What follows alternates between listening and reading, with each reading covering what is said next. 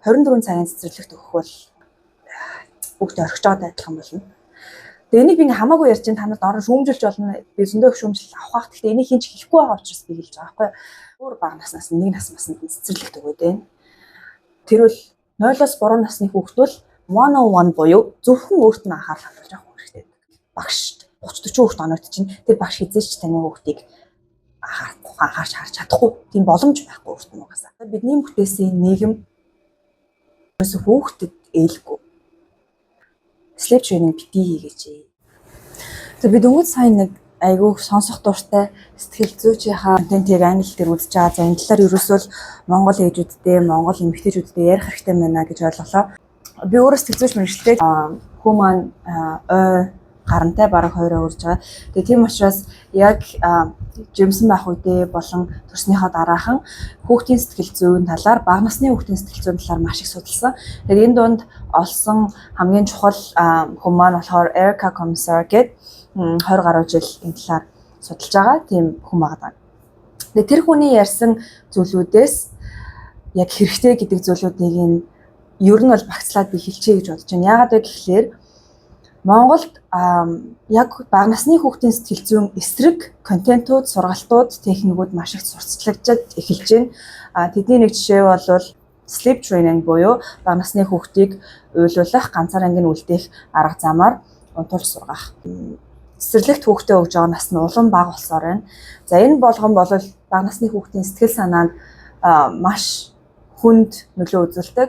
Тэгээд энэнийг одоо нөгөө судалж гаргасан материалууд нь монгол хэлээр байхгүй байгаа учраас хүмүүс бас мэдэхгүй байгаад байна гэж би ойлгоод байна л да. Тийм учраас энэ хүний тэр сэсийн ашиглаж. За энэ хүний тэр материалуудыг монгол хэлээр тайлбарлаж өгье гэж бодсон юм. За 0-оос 3 насны хүүхдийн сэтгэл зүйн хамгийн том мэдэх ёстой бидний үг бол энэгшил гэдэг үг. Энэгшил гэдэг үг нь юу гэсэн үг вэ гэхээр хүний ирээдүйд орчиндөө буюу дэлхийн ертөнцид итгэх итгэлийг бий болгодог, бусад хүмүүстэй харьцах харилцаанд үндсэн тэр итгэлийг бий болгодог зүйлийг энэгшил гэж байгаа. За энэгшил гэдэг бол ерөөсөө 0-оос 3 насны хүүхдийн хамгийн анхны бөгөөд үндсэн энэгшил нь ээжтэйг л байдаг. Одоо нөгөө бас шинжлэх ухаанд ойлгоод дөнгөж төрсэн хүүхдийг аль болох ээжийнх нь одоо арьсанд наадаг те арьсан ээжтэй наалдуулж хамт байлгадаг гэсэн шүү дээ. Гаргаал цэжин дээр нь тавьдаг те. Тэр чинь болохоор тэр энэгшил буюу bonding гэдэг тэрний ихний зүйл баггүй юу. Тэгэд хүмүүс болохоор ингэж ойлгоод байгаа. Bonding буюу тэгэл болцсон ээжтэй тасцсан хүүхэд нь ээж нь хүүхдэд тасцсан болоо гэж ойлгоод байгаа. Тэгтэл яг үнэндээ ирээдүйн бүх харилцаа холбоо дэлхийн ертөнцтэй харилцах харилцаа нь яг л ээж нь ихний 3 жил угаасаа дэлхийн ертөнцөнд байдаг тэр хүүхдийн ээж аав нь. Тэгээд ирэнгүүт тэр харилцааг аюулгүй тэр харилцааны байгаа тэр дэлхийн ертөнц болсон хүн нь хажууд нь байж иж хүүхдийн энэгшил зөв тогтдог. За зөв тогтно гэхээр болохоор харилцаанд одоо нөгөө том болсон хойно романтик харилцаанд те маш хилрээд байгаа. Одоо жишээлбэл төгшөлттэй энэгшилтэй хүүхэд болохоор сандраад идэг. Одоо хайртай хүнд орхио явчих үдэ гэдэг ингэ сандраад идэг. Тэр болохоор ээж нь шулуухан л одоо яриа те одоо загнуулсан жахаа. Ээж нь орхиод байсан л хүүхэд байгаа байхгүй багт нь. Хоёрдугаарт болохоор түлхэлттэй энэгшилтэй хүн болохоор ингээд хүнд итгэдэггүй. Тэгэнгүүт тэр хүүхэд ээж нь бага наснд нь хажууд нь байхгүй байгааг яаж нөхсөн бэ гэхлээр хүнд тасдаггүй. Тасах дурггүй. Тасаад хайрлаад ирэхээрээ өөрсдөө түлхдэг. Яагаад гэвэл тасаад хайрлаж байгаа тэр хүн өөрийг нь орхино гэдэг итгэл үнэмшилтэй байдаг. За энэний талаар тайлбарлчих эхлэв. Тэгэнгүүт одоо бидний орчин үед хүүхдүүдтэй, бяцхан хүүхдүүдтэй хандаад байгаа хандлаганууд болохоор ирээдүйд одоо барууны орны хүүхдүүд ээж аваасаа ингээд нэлээд хол штэ тий. Өөрөөр хэлбэл ядчил жишээ аваад үзэхэд хөгштэй асрамжийн газар аваач хүүхдөө ямар ч асуудалгүй байдаг. Тэгтэл Монгол хүүхдүүд бол арай тийм биш. Тэнгүүт бид нар одоо энийг одоо сурахгүй болол ирээдүйд хүүхдүүд маань нэг тийм болох гээд байгаа. Нөгөө талаараа бид нар өөрсдөө бас нэг тиймэрхүү байдалтай өслөө л дөө. Өөрөөр хэлбэл одоо 80 90 оны тэр үед хүн болгон ажилдаа явбал хүүхдүүд нь ингээл гэртээ цойрлогдож үлдээл бид нар тэгж өссөн. Одоо бид нартэй тулгарч байгаа бүх дотн харилцааны асуудлууд энэгшилтэй шууд холбоотой. За тэгэнгүүт Бид нар яав гэж бас ер нь тиймэрхүү маягтай өссөн. Социализмын үед ерөөсөө улс нэгт, ажил нэгт учраас төрөл одоо хэдэн жилийн дараа гэж л билетээ ордог байсан. Тэгэнгүүт тэрийг яг одоо Америк хийж байгаа учраас Америк 6-7 хоногийн л ээж чөлөө өгдөг, цалинтай чөлөө өгдөг. Тэгээ шууд ажилд нь оруулдаг. Тэрийг хийж байгаагаас болоод одоо энэ Generation Alpha гэж нэр гарч байгаа хүүхдүүд чи ерөөсөө л сошиал медиагаас бүх одоо харилцаа холбоогоо олж авдаг. Ээж автайгаа жинхэнэ харилцаа холбоо тогтоож чадахгүй юм болчиход байгаа байхгүй. Тэгэхээр энэний эсрэг мэдээлэл Америкт маш их явж байна. Баруунд тэгэнгүүт одоо бүгдээрээ монголчууд энэ трендийг дагаж орхосоо өмнө бүгдээ ойлгоод авчий гэсэн бодол байна.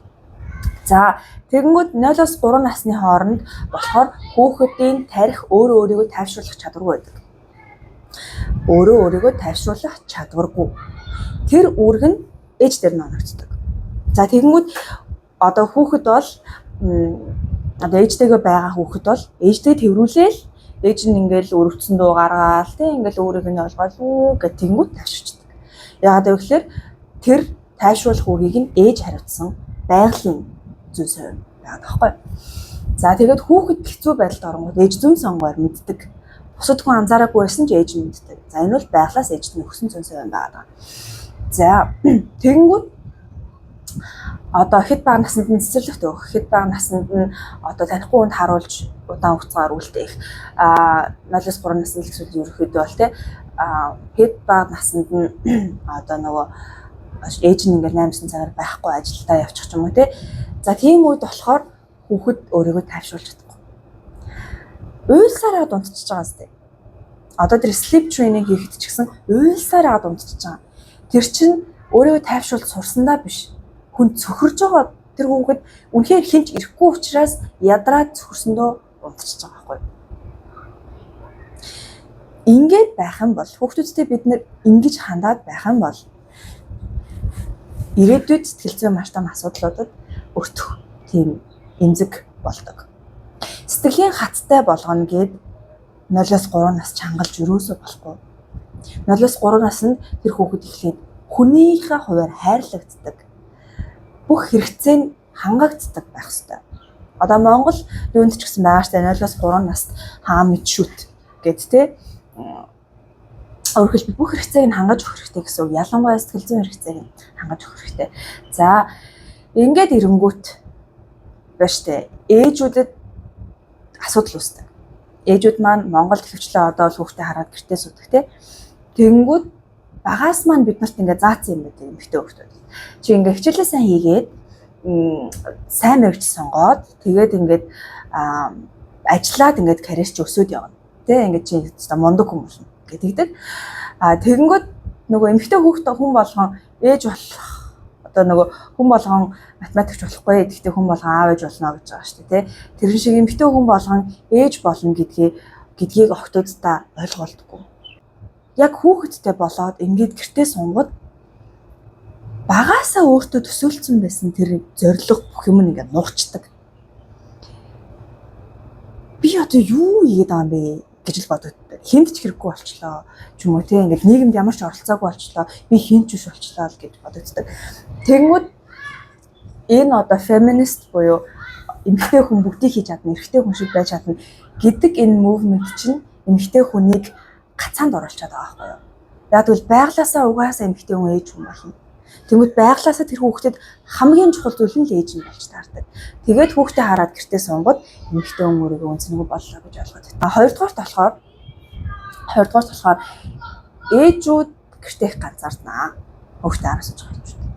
Тэгэнгүүт depression орно, сэтгэл готролд орно бүх юм олон асуудалд орно тий.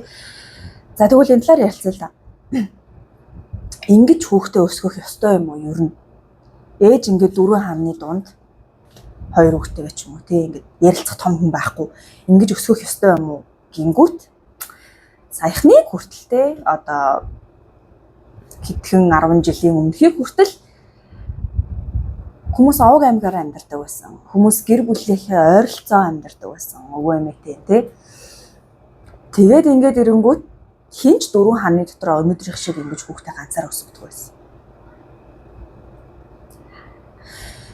Бүгдээрээ дандаа өвөө эмээ нэрж орж гардаг, өвөө эмээгийнхаараа орж гардаг.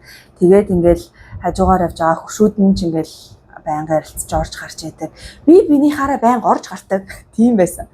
Тэгээд ингээл гадаа гаргаад хүүхдүүдтэй тоглоулдаг, ээжүүд хамтдаа цугладаг. За тентхээ магацэг чинь, авгах чинь, ах нь ингээл хүүхдүүдийг бөөнөр хамтдаа өсгөдөг байсан. Гэтэл одоо болохоор нөгөө за Монголд хот руу шилжээл гэж хэлээ та тий. Эсвэл ингээ нүгөө явцдаг, ажил мэргэжлийн онцлогоос болоод ч юм уу. Тэнгүүт ээжүүд ганцаар хамталчихдаг.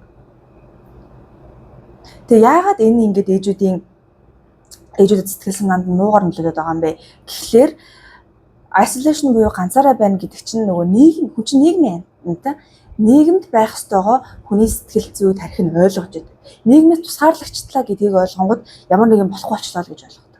Аюултай болчлоо гэж ойлгодог. Тэгээ ганцаардаг ийм асуудалд ордог байгаа.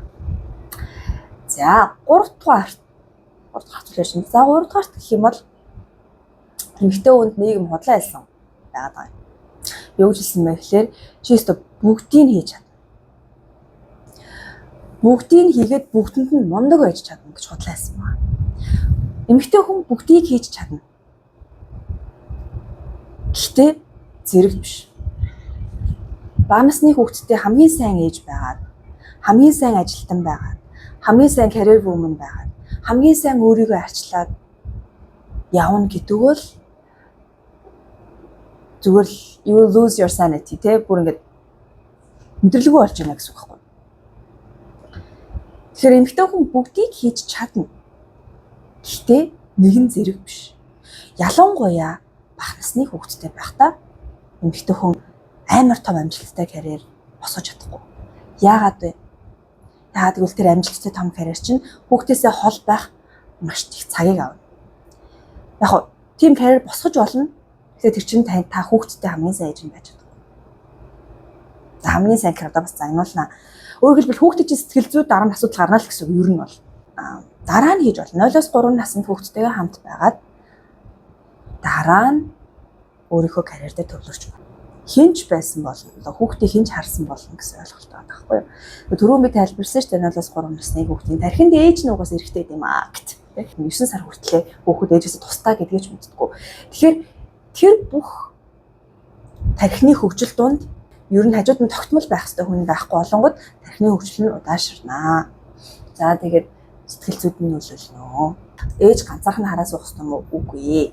Ер нь бол эргэн тойрных нь одоо ялангуяа цусан төрлийн, ясан төрлийн хамаатан эмэгтэй хүмүүс за эсвэл бүр нэг аюу гоё юм зөөлөн өрөвч хүүхдэд нэг тийм өрөвч зөөлөн бас ах нар байдаг шүү дээ тийм эрэгтэй хүмүүс буюу хүүхдийг өрөвдөж хайрлах чадвартай тийм хүмүүс эргэн тойронд байх хэрэгтэй.